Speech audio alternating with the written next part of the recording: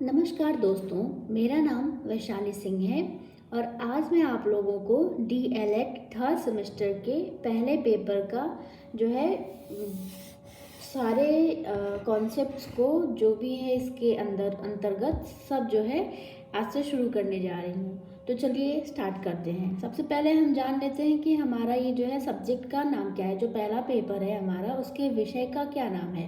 तो यह हमारा विषय है शैक्षिक मूल्यांकन, क्रियात्मक शोध एवं नवाचार। इसको हम अंग्रेजी भाषा में educational evaluation, action research and innovations के नाम से जानते हैं।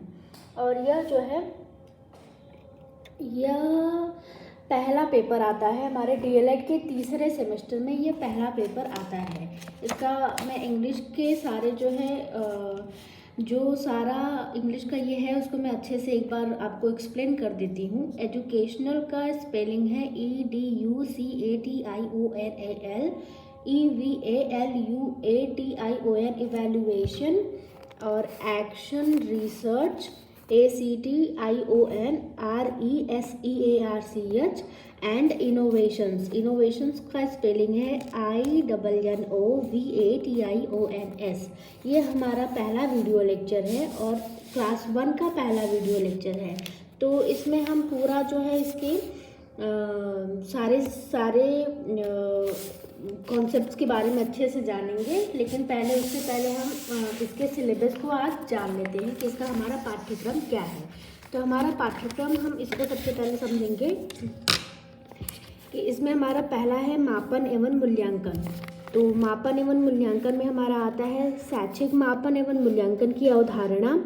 शैक्षिक मापन का अर्थ हम देखेंगे उसको सबसे पहले, फिर मूल्यांकन की संकल्पना को जानेंगे, मूल्यांकन के क्या क्या उद्देश्य होते हैं, और फिर मूल्यांकन के कितने क्षेत्र हैं, इन सभी के बारे में हम इसमें जानेंगे। फिर हमारा आता है मूल्यांकन की हमें आवश्यकता क्यों होती है, या फिर उनका महत्व क्या होता है। जो शिक्षक हैं वो बालकों का मूल्यांकन क्यों करते हैं, उनकी आवश्यकता क्यों पड़ती है और उसका महत्व क्या क्या होता है, इन सभी को हम जानेंगे।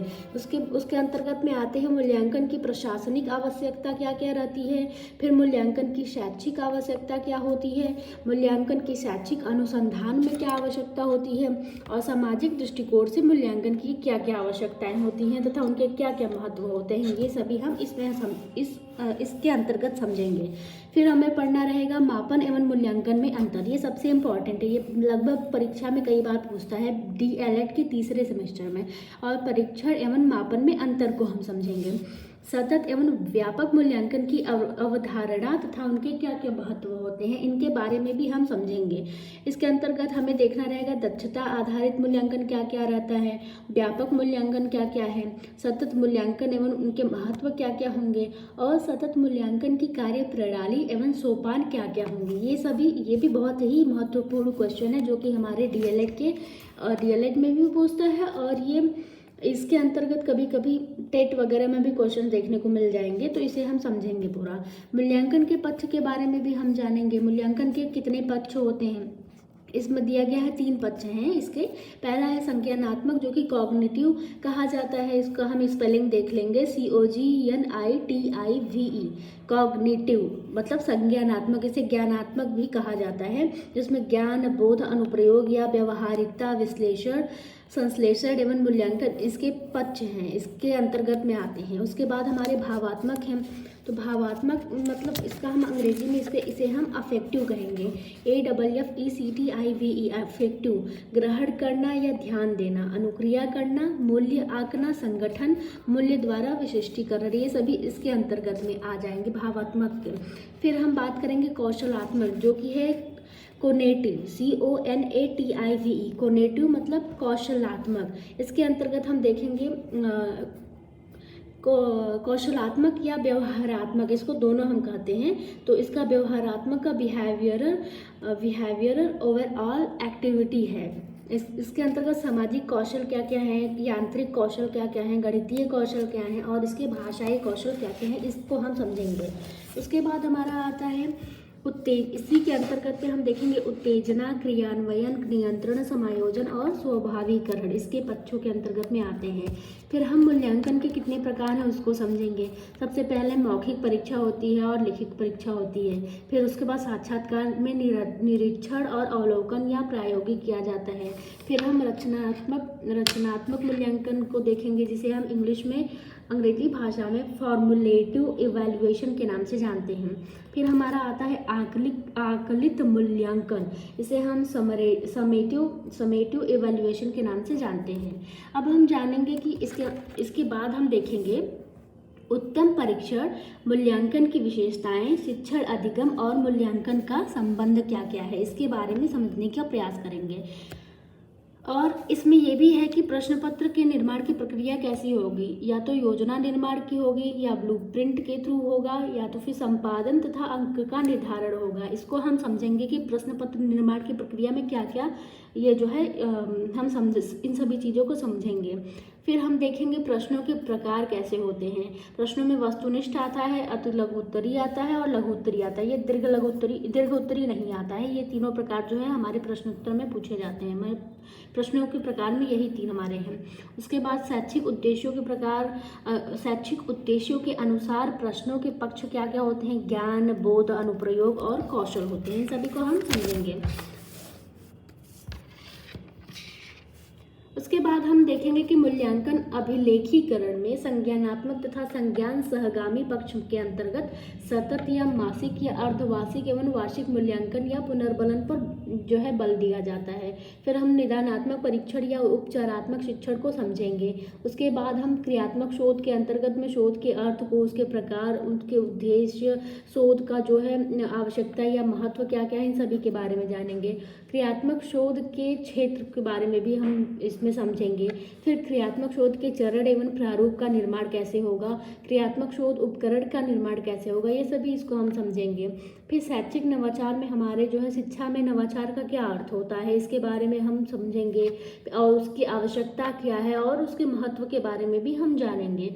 इसी के साथ हम इसको अब समझने का प्रयास करते हैं। अब हम इसके पहले पेपर के कॉन्सेप्ट और इसका जो थियरी वाइज है उसको हम समझने की कोशिश करते हैं। तो सबसे पहले हम जानेंगे कि ये मापन क्या है। आज के वीडियो में हम देखते हैं कि मापन क्या है। तो इसमें सबसे पहले जो हमारा हेडिंग रहेगा शैक्षिक मापन। आप इसको लिखते भी चलिएगा जिससे आपको समझने में आसानी हो कि मापन किसे कहते हैं। मापन के अंतर्गत शैक्षिक मापन हम किसे कहते हैं, इसकी परिभाषा सबसे पहले देखेंगे।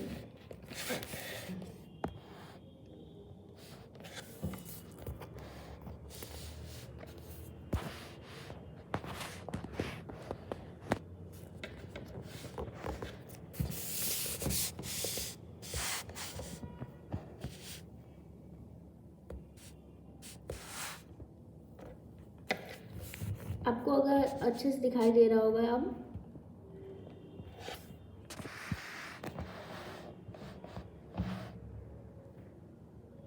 चलिए शुरू करते हैं।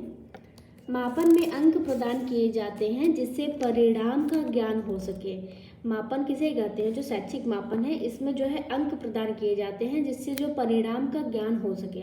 यह मापन में यह पता लगाया जाता है कि कोई वस्तु गुण या विशेषता में कितनी है। यही इसका जो है परिभाषा है। मतलब हम समझेंगे इसको कि मापन में जो अंक प्रदान किए जाते हैं जिससे परिणाम का हमें ज्ञान होता है।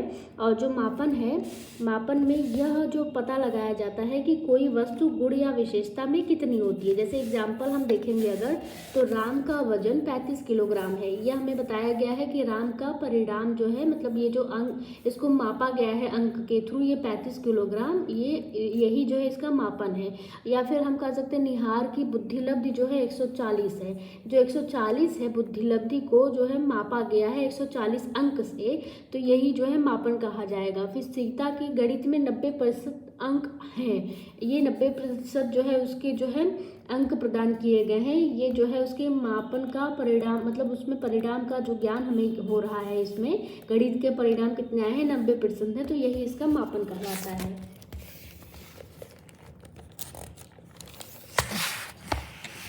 अब हम देखेंगे कि मापन की परिभाषाएं किन्होंने क्या क्या दी हैं।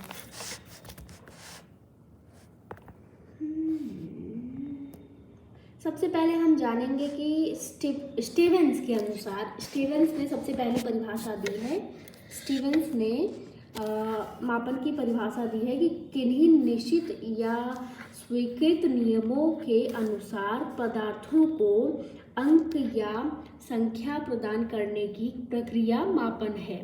मतलब स्टीवेंस ने क्या बताया हुआ है कि जो किन्हीं निश्चित जो स्वीकृत नियमों के अनुसार पदार्थों को अंक या संख्या प्रदान करने की प्रक्रिया ही मापन कही जाती है।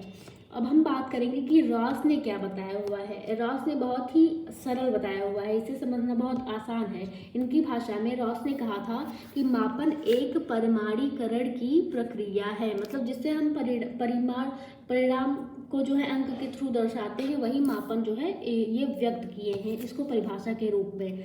अब हम बात करेंगे J.P. Guilford, J.P.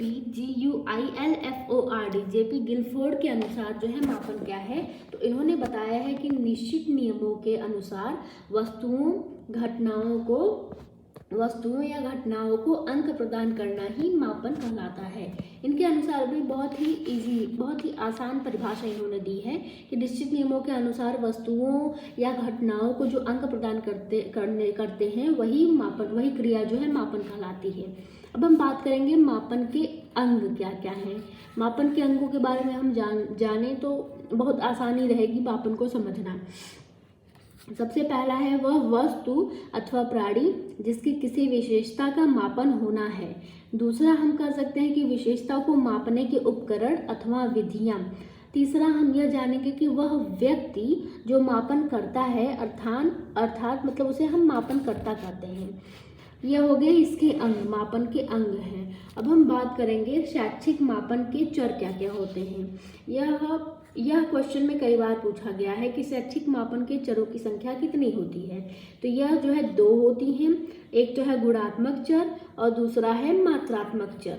गुणात्मक चर में जैसे कला, विज्ञान, इन सभी के अंतर्गत में जो है आ जाते हैं गुणात्मक चर ये सभी, और मात्रात्मक चर में हम जो है लंबाई वगैरह जो है ये सभी के बारे में समझते हैं। तो अब हम मापन में चरों की संख्या को देखेंगे। ये भी 2 प्रकार के होते हैं। जब शैक्षिक मापन में चर पूछेगा तो आप अगर ऑप्शन में गुणात्मक और मात्रात्मक चर दिया रहेगा तो आप उसे वैसे तो अगर ये पूछा कि शैक्षिक मापन के चरों की संख्या कितनी है तो आप उत्तर 2 लगाएंगे, या फिर मापन के चरों की संख्या पूछा तो भी आप 2 लगाएंगे। लेकिन अगर उसमें कौन कौन से हैं पूछा और अगर गुणात्मक और मात्रात्मक चर दिया हुआ है तो आप इन दोनों पर टिक लगाएंगे। लेकिन अगर सतत चर और असतत चर दिया हुआ है तो उसमें हम सतत और असतत चर के ऊपर टिक लगाएंगे।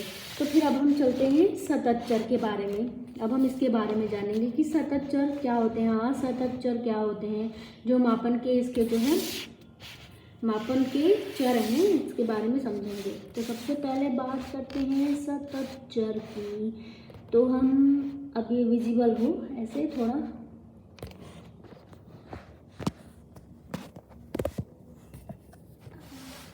अब ये विजिबल है, यस। तो अब हम सतत चर के बारे में समझते हैं। सतत चर के द्वारा किसी एक बिंदु से दूसरे बिंदु के बीच के सभी मानों को प्राप्त कर सकते हैं। मतलब इसमें ये कहा जा सकता है कि जो ये सतत चर होते हैं इसके द्वारा किसी एक बिंदु से दूसरे बिंदु के बीच के सभी मानों को प्राप्त किया जा सकता है। जैसे अगर हम उदाहरण देखें तो रोहन का भार 60.5 किलोग्राम है। मतलब कि हम इसके 60 से 61 के बीच भी माप सकते हैं। मतलब जो दशमलव में भी अंक आते हैं उस मात्राओं को भी हम जो है सतत चर में माप सकते हैं। लेकिन जो असतत चर होता है ये जो है वो चर है जिसमें संख्याएं पूर्णांक रूप में ही हो सकती हैं। मतलब जो असतत चर है इसमें जो प्रयुक्त संख्याएं रहती हैं वह निकटस्थ प्रकृति की होती हैं। जैसे परिवार में बच्चों की संख्या 5 होती है, वो 5.5 तो होगी नहीं, तो उसे हम दशमलव वाले रूप में जो है असतत चर को नहीं दर्शा सकते हैं। मतलब जैसे कमरा में जो विद्यालय में जो कमरों की संख्या होगी वह जो है 5 होगी, 10 होगी, 5.5 या 10.5 ऐसी संख्याएं नहीं होंगी। तो जो ऐसी मात्राएं हैं, ऐसे संख्याएं ये सभी हैं जो दर्शाते हैं अपूर्णांक को, जो दर्शाते हैं ये सभी असतत चर के अंतर्गत में आएंगे। अब हम थोड़ा जो है प्रश्नों के उत्तर को समझेंगे कि कुछ प्रश्न देखते हैं कि क्या हो सकता है, उसके उत्तर भी देखेंगे। जैसे क्वेश्चन पूछा गया हमारा कि रीता ने भाषा में 60 अंक प्राप्त किया है, जो 60 का अंक प्राप्त करना है वो क्या कहलाता है? तो हमने अभी यही पढ़ा कि मापन है। मापन मतलब जो अंकों को जो है मापना ही मापन कहलाता है। तो अंकों का परिमाणीकरण करना मापन कहलाता है। तो यही इसे हम मापन टिक कर देंगे, यहाँ आंसर हमारा मापन आएगा। उसके बाद हम मापन में चरों की संख्या होती है, जो मैंने अभी बताया था, ये हमेशा जो है 2 होगी। तो अभी हम इसके बारे में जाने हैं।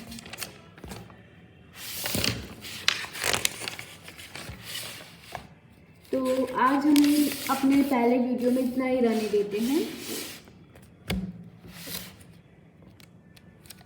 नहीं, थोड़ा और आगे चलते हैं। अब हम जानेंगे इसके मापन के प्रकार के बारे में कि मापन के कितने प्रकार होते हैं। सामान्यतः मापन के जो है 3 प्रकार हैं। इसमें जो हमने अपना सिलेबस में देखा था, उसी के अनुसार यहाँ पे हमारे 3 जो है सिलेबस में दिए गए हैं। पहला है मानसिक या सामान्यीकृत मापन, इसे हम अंग्रेजी भाषा में मेंटल एंड नॉर्मेटिव मेजरमेंट के नाम से जानते हैं।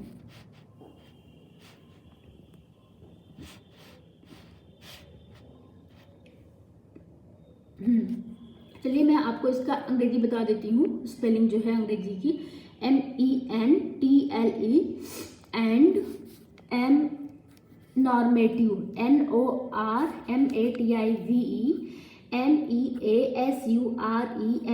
मेजरमेंट। तो इसके बारे में हम जान लेते हैं कि मानसिक या सामान्यीकृत मापन क्या होता है।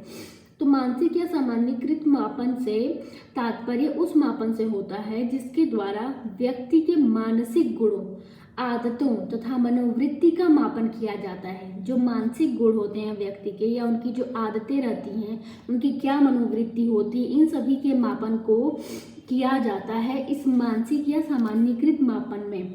और सामान्यतः शिक्षा व मनोविज्ञान के क्षेत्र में प्रयोग किए जाने वाले परीक्षणों में इसका प्रयोग होता है। इस तरह के मापन में मापन की इकाई निश्चित नहीं होती है, इसमें कोई परम शून्य नहीं होता है, इसलिए इसके परिणामों की व्याख्या गणितीय आधार पर नहीं की जाती है। जैसे हम इसको उदाहरण के रूप में देख लेते हैं कि इसका उदाहरण क्या होगा। अंग्रेजी में मोहन को 60 अंक तथा सोहन को 30 अंक प्राप्त होते हैं। इसके आधार पर हम यह नहीं कह सकते कि अंग्रेजी विषय में मोहन की योग्यता सोहन की योग्यता से 2 गुनी है। यह 2 गुने से कम भी हो सकती है और अधिक भी हो सकती है। मतलब इस प्रकार के मापों की व्याख्या केंद्रीय प्रवृत्ति मानों और विचलन मानों की सहायता से करते हैं। जैसे मतलब हम ये समझते हैं कि 2 बच्चे हैं, उनका जो है एक सब्जेक्ट में, एक विषय में जो है दोनों का जो है जो मापन करके उन लोग का परिणाम घोषित हुआ है वो 60 अंक और 30 अंक हुआ है। तो इसके आधार पर हम ये नहीं कहेंगे कि जो है अंग्रेजी विषय में दोनों में से कोई एक बच्चा बहुत ज़्यादा ही योग्य है और दूसरा अयोग्य है। दोनों ही एक समान हो सकते हैं, कभी कोई कम हो सकता है थोड़ा सा, कोई थोड़ा सा ज़्यादा हो सकता है। तो इसके आधार पर ये इसका उदाहरण हुआ है, मानसिक या सामान्यीकृत मापन का उदाहरण इसे हम समझे हैं। अब हम अगले वीडियो में हम इसके आगे बाकी के जो है मापन के प्रकारों को जो है समझेंगे। ठीक है, आज तक के लिए आज इस वीडियो के लिए बस इतना ही। बाकी अगले वीडियो में हम आगे जो है चर्चा करेंगे कि मापन के क्या प्रकार हैं और 2 प्रकारों के पूरी तरह से व्याख्या को जो है हम देखेंगे। ठीक है, आज तक के लिए बाय।